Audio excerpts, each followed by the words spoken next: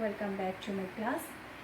And today we'll discuss about the another formal ground of induction, that is the law of causation.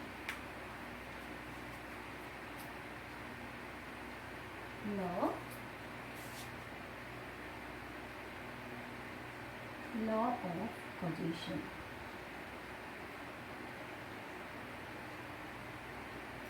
All of you know that it is the another kind of the formal grounds of induction. অসমীয়াত ইয়াক কোৱা হয় কাৰ্যকাৰণ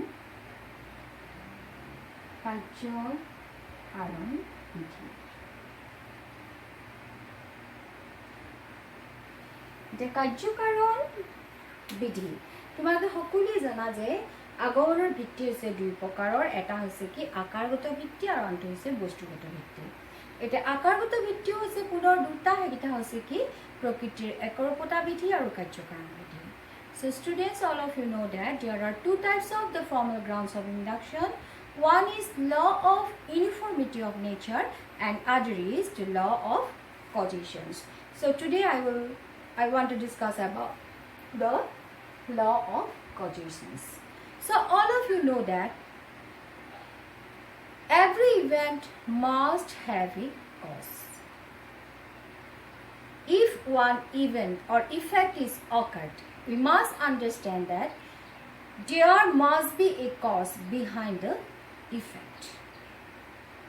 Nothing can produce from the zero, isn't it? From zero we always get it, as a result we always get a zero. So কাৰ্যকাৰণ বিধি মানে কি তাৰ অৰ্থটো ক'বলৈ গ'লে আমি এনেদৰে বুজিব লাগিব যে কি হৈছে যে প্ৰকৃতিত যিমানবিলাক ঘটনা ঘটে প্ৰত্যেকটো ঘটনাৰে এটা কাৰণ থাকিবই লাগিব। যি ঘটে বা যি উৎপন্ন হয় তাৰ এটা অৱশ্যে কাৰণ থাকিবই।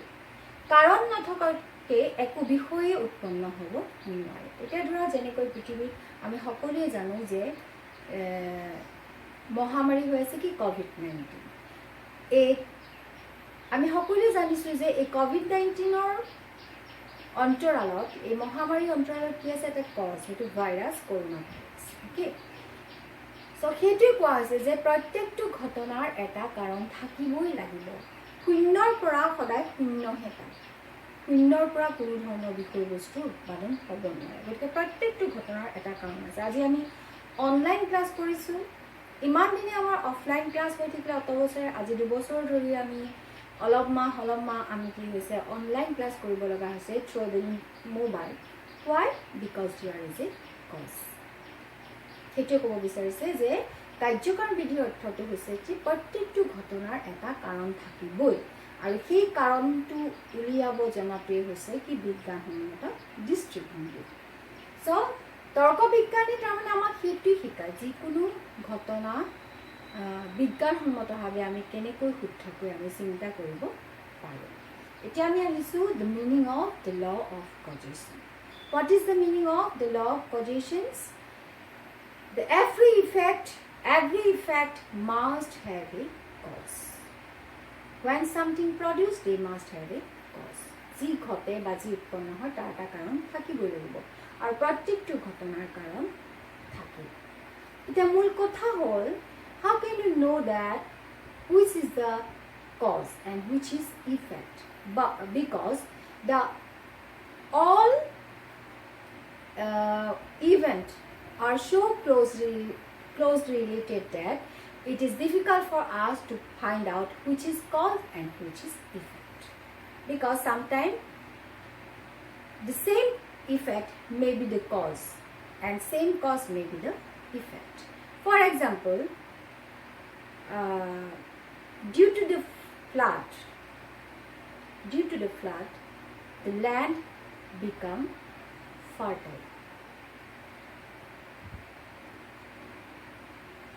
Due to the flood, the land become fertile. বানপানীৰ কাৰণে মাটিবিলাক সাৰুৱা হৈ উঠে। এতিয়া ইয়াত হৈছে কি বানপানীটো হৈছে কি মাটিখিনি সাৰুৱা হৈ যোৱাৰ কাৰণ। এতিয়া একেটা বানপানীয়ে আন এটা উদাহৰণ দিম, সেইটোত গম পাবা কি যে একেটা কাৰ্যই কি হ'ব কেতিয়াবা কাৰণ হ'ব কেতিয়াবা কাৰ্য হ'ব মাটিখিনিৰ শস্যখিনি নষ্ট হ'ল বানপানী হোৱাৰ কাৰণে এটা কি হ'ল বানপানীটো শস্যখিনি নষ্ট হ'ল বানপানীৰ কাৰণে কি হৈছে একেটা ঘটনাৰ কেতিয়াবা কাৰণ হ'ব পাৰে কেতিয়াবা কাৰ্য হ'ব পাৰে কিন্তু এটা কোনটো ঘটনাৰ কোনটো কাৰণ হেতু বিচাৰি উলিয়াটো অতি কঠিন তাৰ বাবে কি কৈছে তৰ্কবিদসকলে কি কৈছে যে কোনটো ঘটনাক আমি কাৰণ হিচাপে লম আৰু কোনটো কাৰ্য হিচাপে লম কোনটো বিশেষকৈ আমি কাৰণ হিচাপে আমি নিৰ্ণয় কৰিব পাৰোঁ সেই বিষয়ে কি কৈছে কাৰণ সম্পৰ্কে তেওঁলোকে কিছুমান সংজ্ঞা আগবঢ়াইছে So, some logicians give some definitions regarding the cause. According to Mill, cause is the sum total of both positive and negative conditions. Okay. According to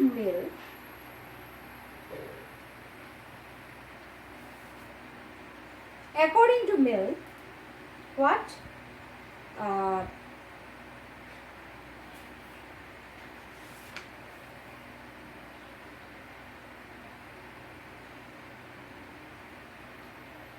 The cause is the sum total of both positive and negative conditions. So, Miller মতে কি হৈছে যে কাৰণ হৈছে সদৰ্থক আৰু নাৰ্থক উপকাৰণৰ সমষ্টি তেনেকৈ David Hume কৈছে David Hume defines a cause as an invariable antecedent.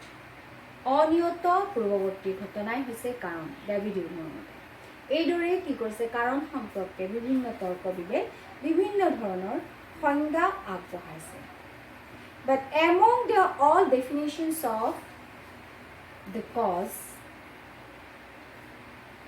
the definition of the cause which is given by the Carver-Reed is acceptable.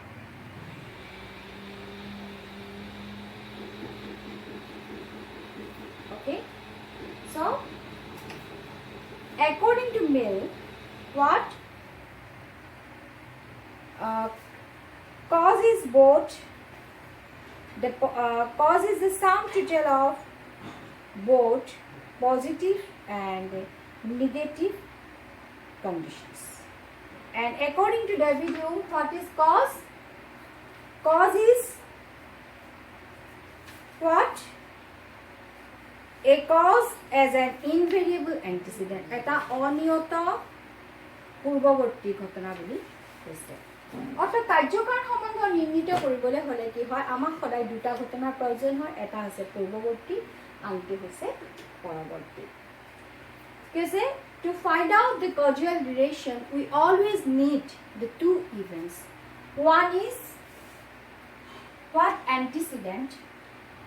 We always need how many instances? Two. One is antecedent, and another is consequent. Antecedent মানে হৈছে কি পূৰ্বৱৰ্তী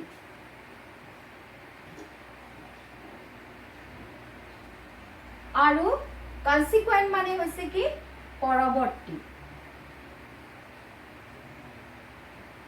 এটা তোমালোকে পূৰ্বৱৰ্তী ঘটনা আৰু পৰৱৰ্তী ঘটনা মানে কি জানানে এটা মই উদাহৰণ দিছো ধৰা কি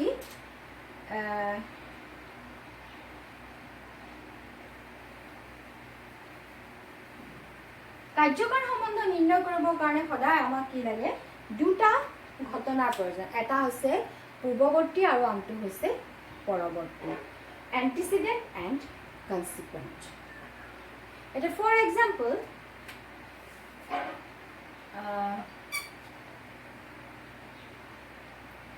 if it rains, what? If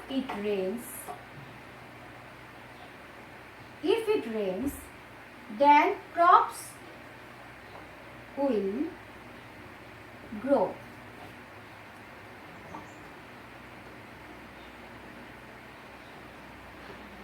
If it rains, crops will grow. Here, the if it rains, it is what? Antecedent. And crops will grow, this is what? Consequent. The first part is what? Antecedent, and the later part is consequent. তারে কি আছে? পূর্ববর্তী অংশ অনুসৰণ কৰিয়ে পৰৱৰ্তী অংশ আহে।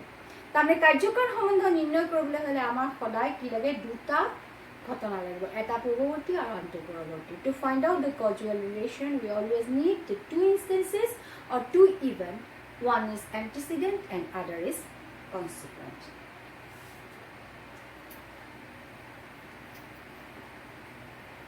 So we are now, the law of causality means what? The every event or every effect must have a cause. প্ৰত্যেকটো ঘটনাৰ এটা কাৰণ থাকিবই লাগিব। এতিয়া মই তোমালোকৰ লগত আলোচনা কৰি আছিলোঁ যে কাৰণ সম্বন্ধে কি কৰিছে, যে বিভিন্ন তৰ্কবিদে বিভিন্ন সময়ত বিভিন্ন ধৰণৰ সংজ্ঞা আগবঢ়াইছে। তাৰ ভিতৰত আমি উল্লেখ কৰিব পাৰোঁ ডেভিড হুমে কাৰণৰ সম্পৰ্কে কি কৈছে, যে যিবিলাক ঘটনা কি হয় নিয়ত কি হয়, যে যিবিলাক ঘটনা নিয়ত আৰু পূৰ্বৱৰ্তী, যিকোনো নিয়ত পূৰ্বৱৰ্তী ঘটনা হৈছে কাৰণ। সেইটো ঘটনাক তাৰমানে আমি কাৰণ বুলি চিহ্নিত কৰিব পাৰোঁ, যিটো ঘটনা পূৰ্বৱৰ্তী ঘটনাৰ নিয়ত ঘটনা। আকৌ ঠিক তেনেকৈ মিলৰ মতে হৈছে কি? কাৰণ হৈছে সকলো সদৰ্থক আৰু নাৰ্থক উপকাৰণৰ সমষ্টি। এতিয়া কাৰ্ভেট ৰিডৰ এই সকলোৰে ডেফিনেশ্যনৰ ভিতৰত তৰ্কবিদ কাৰ্ভেট ৰিডে কাৰণ সম্বন্ধে যিটো সংজ্ঞা আগবঢ়াইছে সেই সংজ্ঞাটো বিশেষভাৱে গ্ৰহণযোগ্য।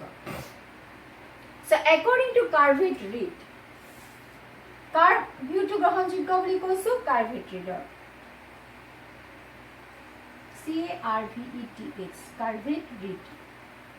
He is a logician and he defined the cause from the two aspects of a event.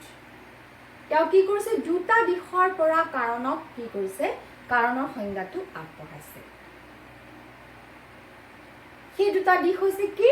Number 1 is qualitative aspect,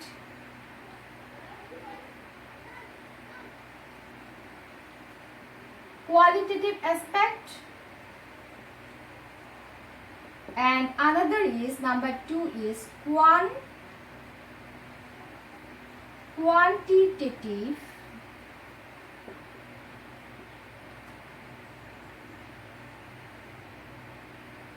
aspect.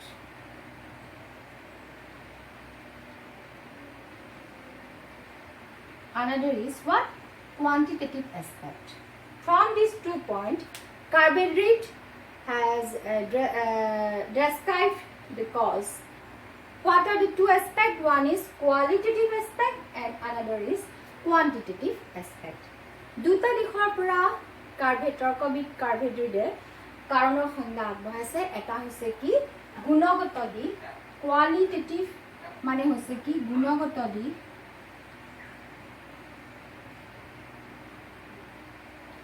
Number 1 আৰু 2 নম্বৰটো হৈছে কি?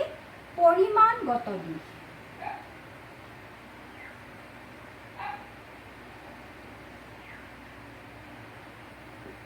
কৈছে কাৰণৰ সংজ্ঞা দিবলৈ যাওঁতে তেওঁ কি কৰিছে? দুটা দিশৰ কথা উল্লেখ কৰিছে। কোনোবা এটা ঘটনাক আমি কাৰণ বুলি ক'বলৈ হ'লে তাৰ দুটা দিশ আমি চাব লাগিব। এটা হৈছে কি? গুণগত দিশ আৰু আনটো হৈছে পৰিমাণগত দিশ। যে কাৰ্ভেট read has defined the cause from the two aspects. One is qualitative and another is quantitative. According to him, qualitatively, cause is invariable, immediate, unconditional antecedent to the effect. That event we can consider as a cause which is invariable, immediate, unconditional antecedent to the effect. And quantitatively, cause is equal to effect. So in this way, he defined the definition of what? Cause. Carbet Reed কাৰণৰ সংজ্ঞা দুটা দিশৰ পৰা দিছে। এটা হৈছে গুণগত দিশ, আনটো হৈছে পৰিমাণগত দিশ। গুণগত দিশৰ পৰা তেওঁ কাৰণক কি বুলি কৈছে? যে কাৰণ হৈছে he সেইটো ঘটনা যিটো ঘটনা কাৰ্যৰ নিয়ত অব্যৱহৃত চৰ্তহীন পূৰ্বৱৰ্তী ঘটনা হয় সেই ঘটনাটো কাৰণ বুলি ক'ব পাৰি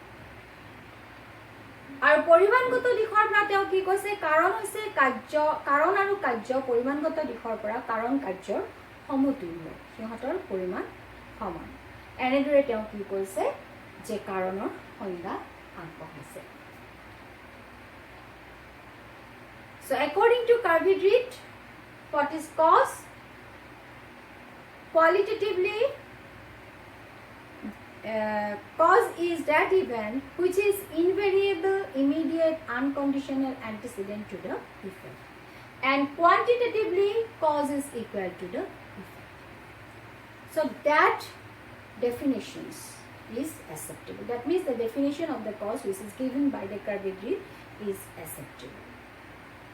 Okay, so that's all for today. I will discuss about the different qualitative mark in details about the cause in the next class.